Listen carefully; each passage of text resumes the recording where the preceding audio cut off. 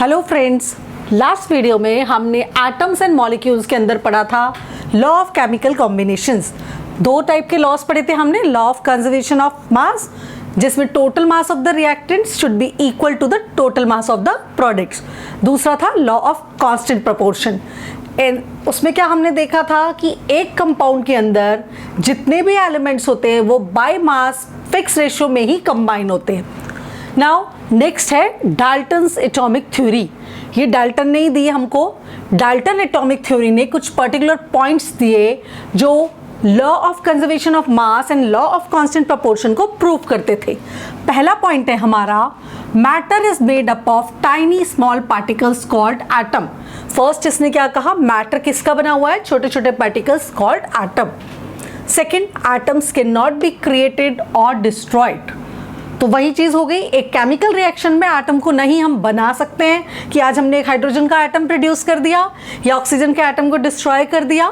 तो second law of conservation of मास, इस second point से आया हमारा, atoms can not be created और डिस्ट्रॉयड। ना एटम्स को ना तो हम क्रिएट कर सकते हैं ना ही डिस्ट्रॉयड। सो एक केमिकल रिएक्शन में टोटल मास जो होगा वो सेम रहेगा प्रोडक्ट्स का और रिएक्टेंट्स का।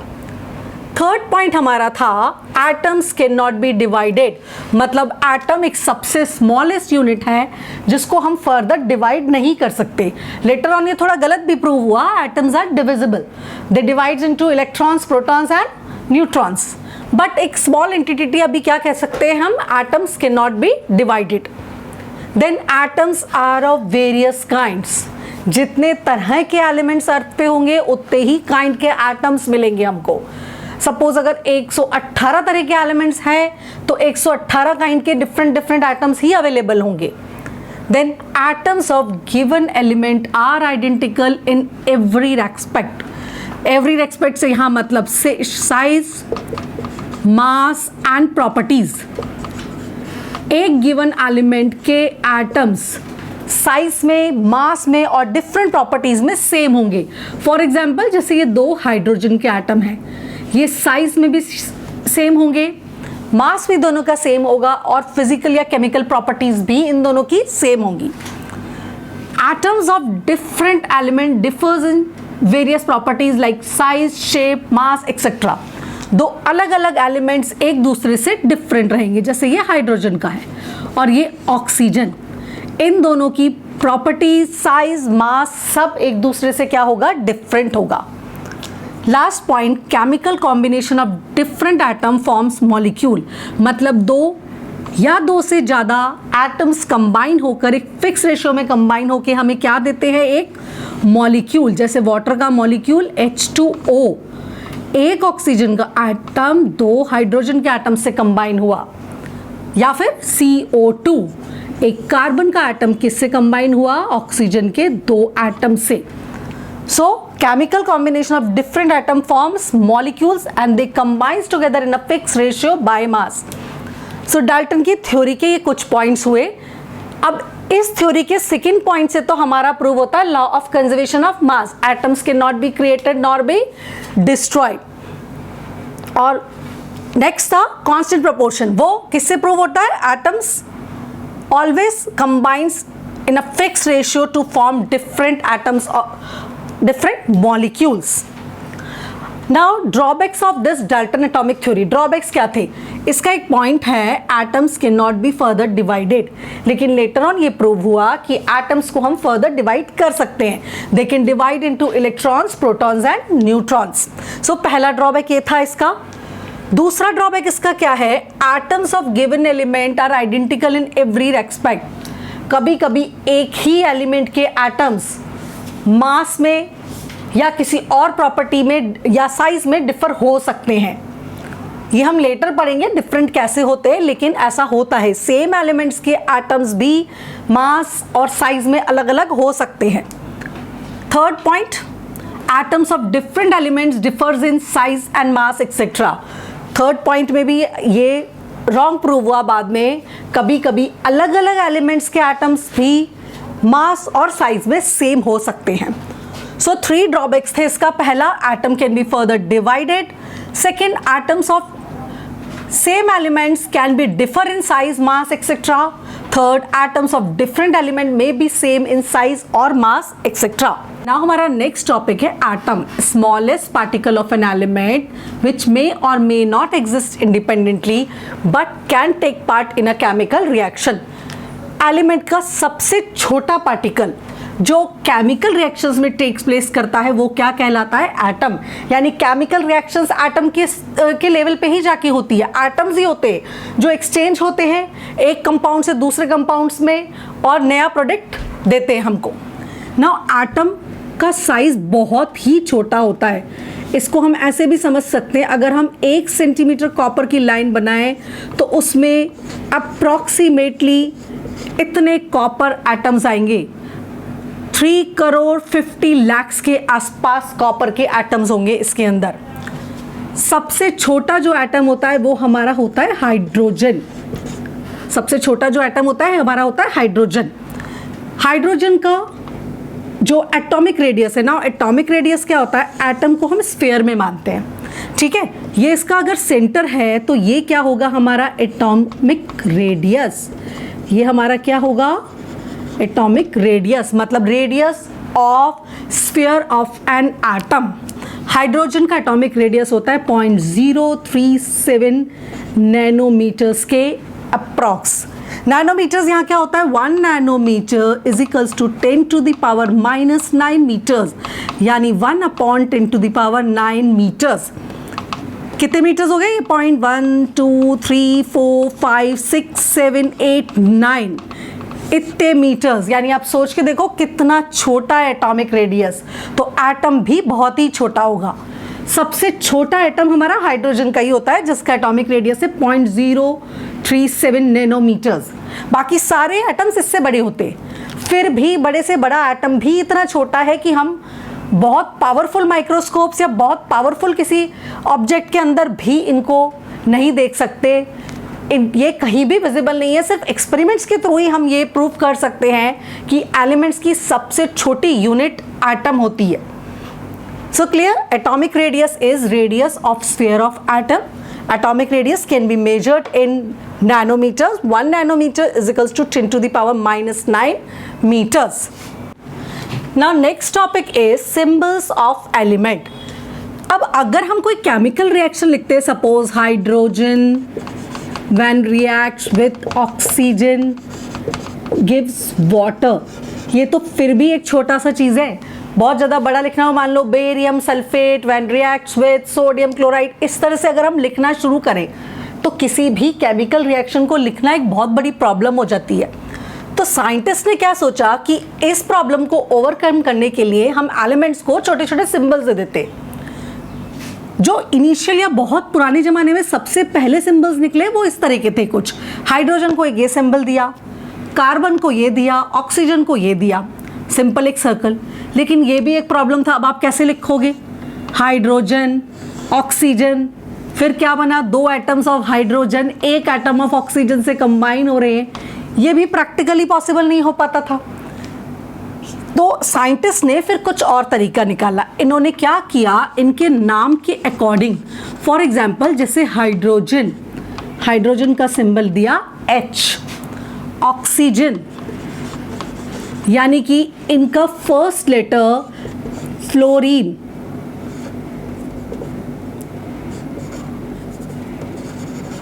Fluorine F, iodine I, alphabet का फर्स्ट लेटर और वो भी हम कैपिटल लेटर लिखेंगे। क्लियर? कार्बन।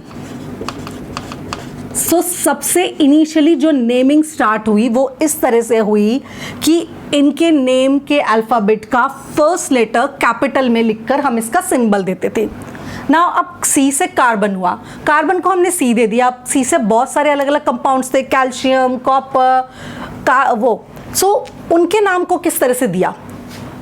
इस प्रॉब्लम को सॉल्व करने के लिए सपोज करो हीलियम, इसका भी H से स्टार्ट होता है और हाइड्रोजन भी H से, तो सेकेंड लेटर इसमें ऐड करना शुरू किया HE। क्या ऐड किया हमने इसमें? Second letter HE।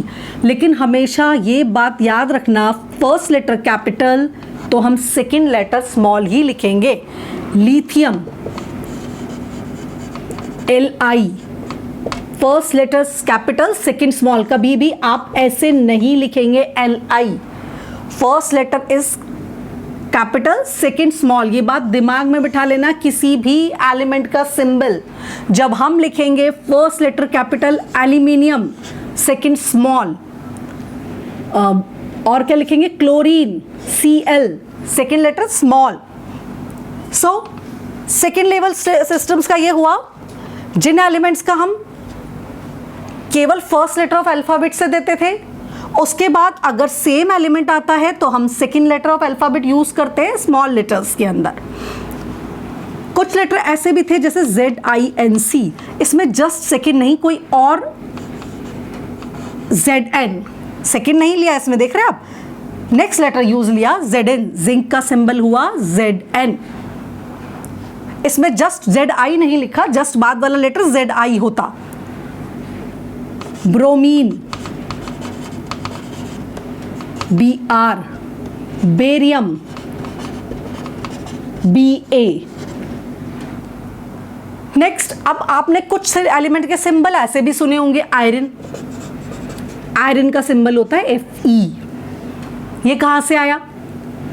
Potassium, potassium का हमारा सिंबल होता है K, तो ये आए इनके लैटिन नेम से।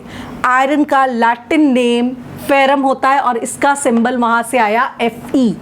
पोटेशियम का लैटिन नेम कैलियम, सो उसका सिंबल वहां से आया K। मरकरी Hg, हाइड्रोजनम था इसका Latin name, gold Au, silver Ag। So various symbols जो थे, ये सिंबल्स इनके नेम के अकॉर्डिंग फर्स्ट लेटर, फर्स्ट या सेकेंड लेटर, या फिर इनके लैटिन नेम से डिराइव किए गए। कॉपर Cu, और ये इंपॉर्टेंट भी है, आगे जब आप सिंबल्स बनाना सीखेंगे ना कंपाउंड्स के, तो आपको ये एलिमेंट के सिंबल्स याद होने चाहिए। जब भी हम फॉर्मूलाज बनाएंगे अभी कंपाउंड्स के नेक्स्ट टॉपिक्स जो हमारे होंगे, तो ये सिंबल्स हमारे बहुत काम आएंगे, आगे केमिस्ट्री में भी काम आएंगे। आपको कुछ बेसिक सिंबल्स ऑफ एलिमेंट याद होने चाहिए, हाइड्रोजन, हीलियम, लिथियम, बेरिलियम, ये सारे कॉन्सेप्ट्स कम से कम दिमाग में होने चाहिए कि सिंबल्स होते क्या क्या हैं और किसका सिंबल क्या होगा। बस first letter capital, second small. Now next is atomic mass. Atomic mass क्या होता है बाय डेफिनेशन? तो एटॉमिक मास होता है relative mass of its atom as compared with mass of C12। Now atomic mass किसी भी एलिमेंट का क्या होगा? Relative mass of its atoms as compared with mass of carbon 12 taken as 12 units. वैसे हम एक बेसिक कॉन्सेप्ट समझते हैं, एटम अपने आप में बहुत छोटा है, नेचुरली उसका मास भी क्या होगा? बहुत ही छोटा होगा। सो उसको किलोग्राम या उस तरह या किसी बड़ी यूनिट से तो हम मेजर कर ही नहीं सकते। तो एटम के मास को नापने के लिए स्पेशल यूनिट ली AMU, इसका फुल फॉर्म होता है एटॉमिक मास यूनिट, या फिर U लिखा हमने सिंपल, यूनिफाइड मास, दोनों एक ही चीज़ है। ये बेसिक आया कैसे? C12 यानी कार्बन 12। कार्बन 12 का मतलब है कार्बन के कुछ एलोट्रॉप्स होते हैं, अलग अलग 2-3 टाइप के कार्बन होते हैं जो लेटर ऑन आप पढ़ेंगे, वाटर एलोट्रॉप्स। पर अभी एक चीज़ दिमाग में रखिए, C12 का मतलब है एक स्टैंडर्ड फॉर्म ऑफ कार्बन जो मोस्ट कॉमनली यूज होता है या जिसका यूज करके हम एटॉमिक मास निकाल सकते हैं। इस C12 को क्या किया हमने? 12 इक्वल पार्ट्स में डिवाइड कर दिया।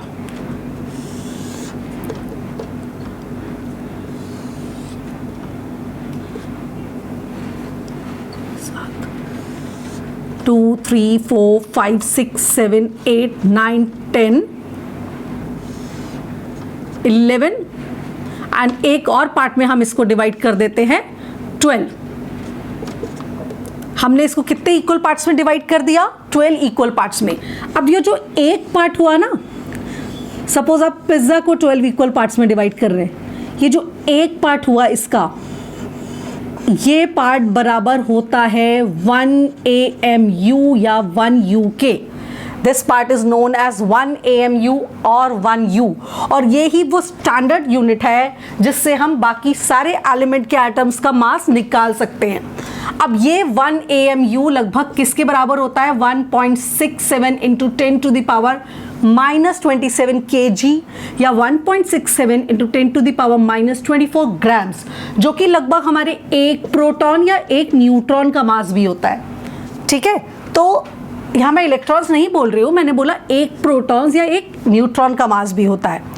सो एटॉमिक मास को मेजर करने के लिए जो स्टैंडर्ड यूनिट आई वो हमारी आई कार्बन 12 से।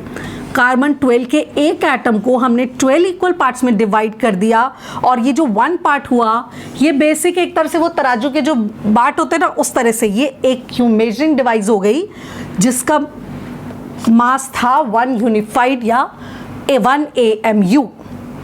नाउ अगर मैग्नीशियम का सपोज मास 24 यूनिट्स है, इसका मतलब ये C12 के 1 पार्ट से कितना ज़्यादा है? 24 टाइम्स हैवी है। कार्बन 12 का मास हमने 12 यूनिट्स माना था, इस एक का मास कितना होगा? 1/12 यूनिट्स। सो मैग्नीशियम के मास को हम कह सकते हैं, अगर 24 है तो it is 24 times heavier than 1/12 of C12 carbon atom. Carbon atom के 12th पार्ट से ये कितना हैवी है? 24 टाइम्स हैवी है। सोडियम या अपन किसी और को ऑक्सीजन 16, सो हम ये कह सकते हैं it is 16 times heavier than 1/12 of carbon atom. So atom का मास भी बहुत स्मॉल होता है and it is measured in atomic mass units और unified masses, which is approximately equals to 1.67 into 10 to the power -27 kg or 1.67 into 10 to the power -24 grams.